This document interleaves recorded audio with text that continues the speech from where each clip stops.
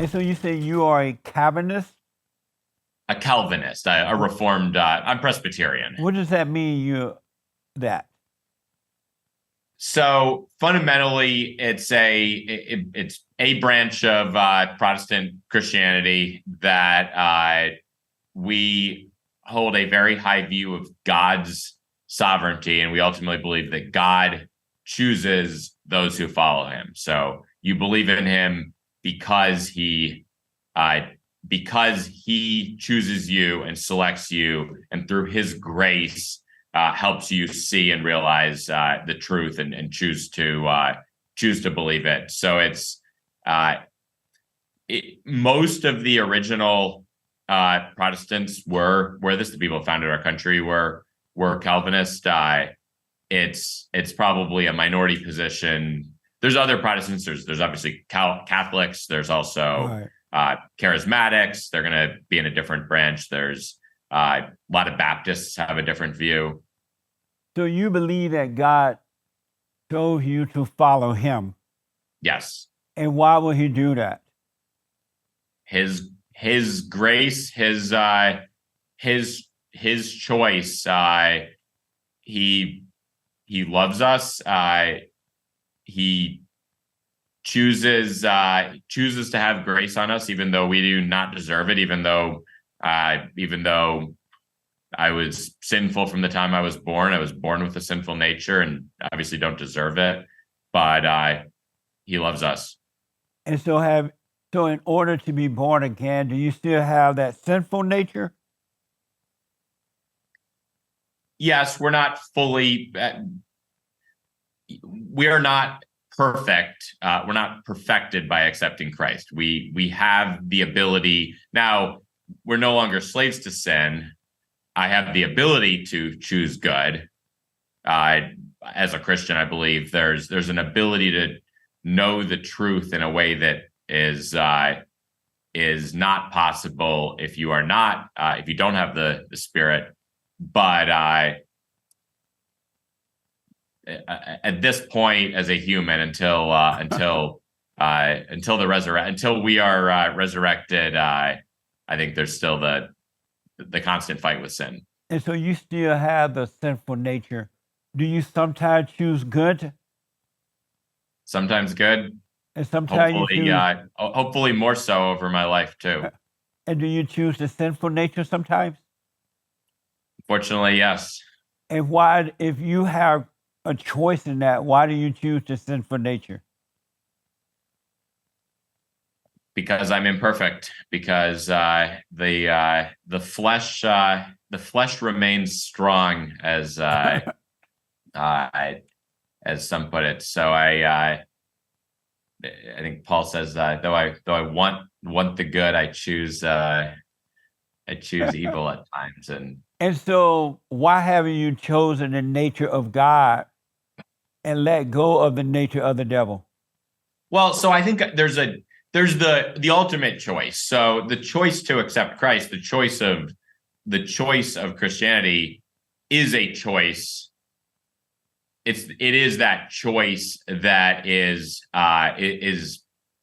puts you on a trajectory to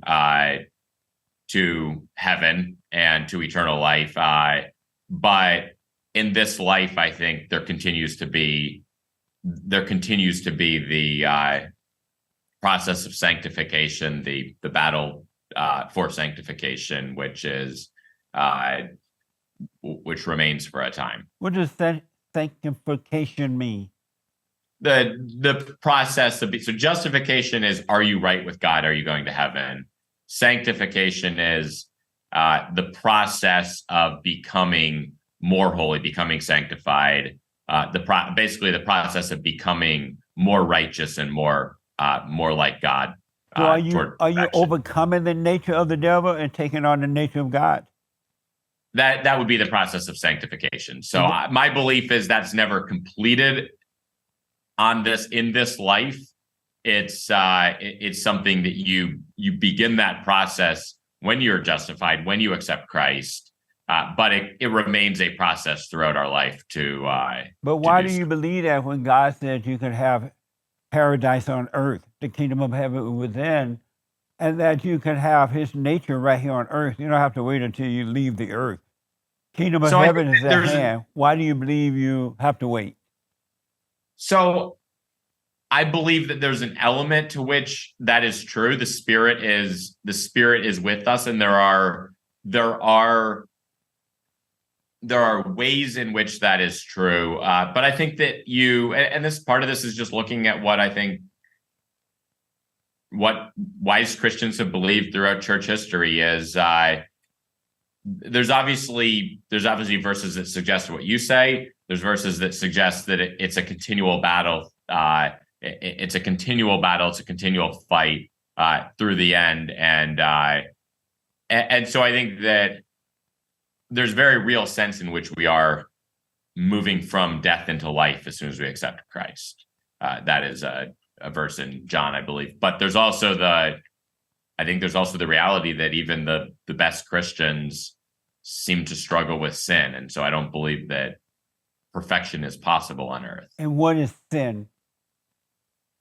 Disobeying God. What do you mean by that?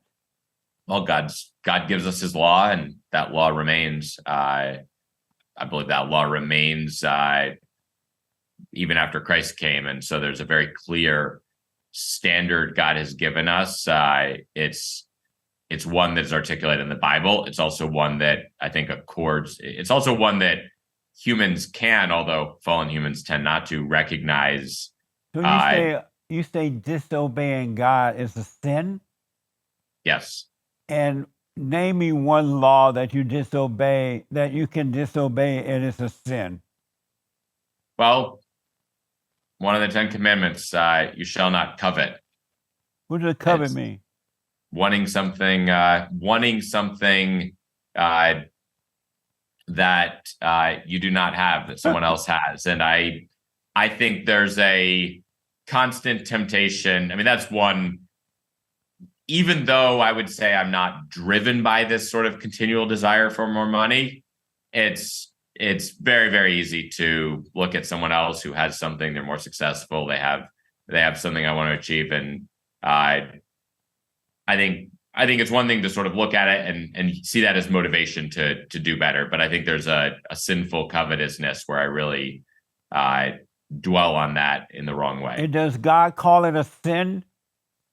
Yes. I mean, that is one of the 10 Commandments. So he called one of the 10 Commandments a sin? Well, I think all of the 10 Commandments, I mean, breaking any of the 10 Commandments would be a sin. But he never called it a sin.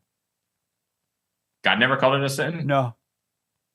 I mean, the Bible is repeat with references to sin. No, it says that we should keep these commandments because they are rules to live by, but he never called it a sin. Well, so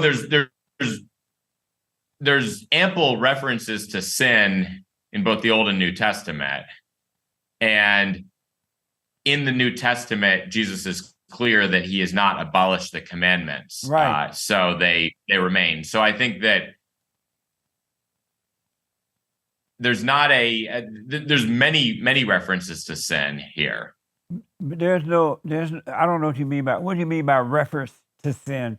Because the Bible talks about sin. The Bible references sin. The Bible references sinful actions, and it makes clear that rejecting, that disobeying God's law is sin.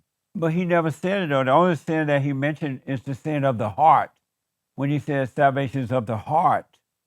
And that's the only sin that he said. Everything else is commandments. And when you don't overcome the heart sin, you cannot keep the commandments. But once you overcome that, then he gives you the power to keep the commandments. Well, and I think the point is, in the Sermon on the Mount, I think he made clear that the commandments, that they include the sins of the heart. So if you commit a sin of the heart, you are violating. And I think the Westminster Confession, which is one of the Presbyterian documents, makes clear, likewise, the Catechism and the Confession make clear that the sin of the heart is included in the commandment. So if you commit that sin of the heart, that is a form of violating the commandment. If you hate your brother, if you want his death, that is murder. But And so and so you what? So I see those as they're part of the same. They're both forms of the same sin. Amazing. So somebody just said it, so that's why you believe it? Because he only talks about the heart. The sin of the heart is when you don't have his love, perfect love, and you can't love because you don't love him.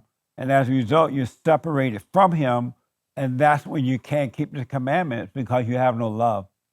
So I don't disagree with that. I think that might be a different way of looking at it than I articulate, but I don't think what you're saying disagrees with what I said. Do you have anger?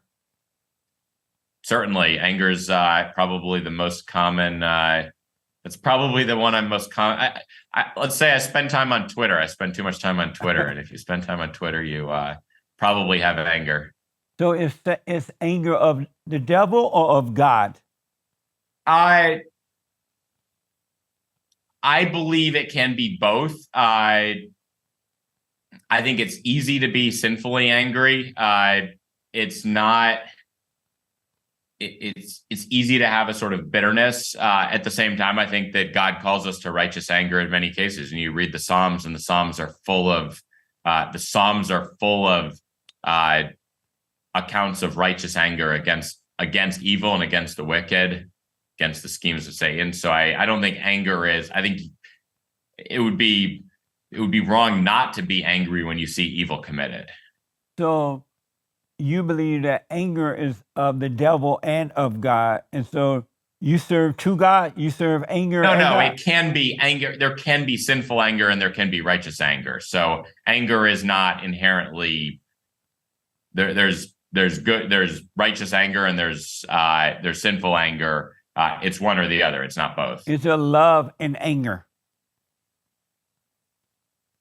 If you love the wrong thing, just like if you love the wrong thing, love of the world, love of something evil is of Satan as well. So you can have disordered loves, you can have disordered anger, and you can have righteous love and righteous anger. And what is love? What is love? This is very philosophical.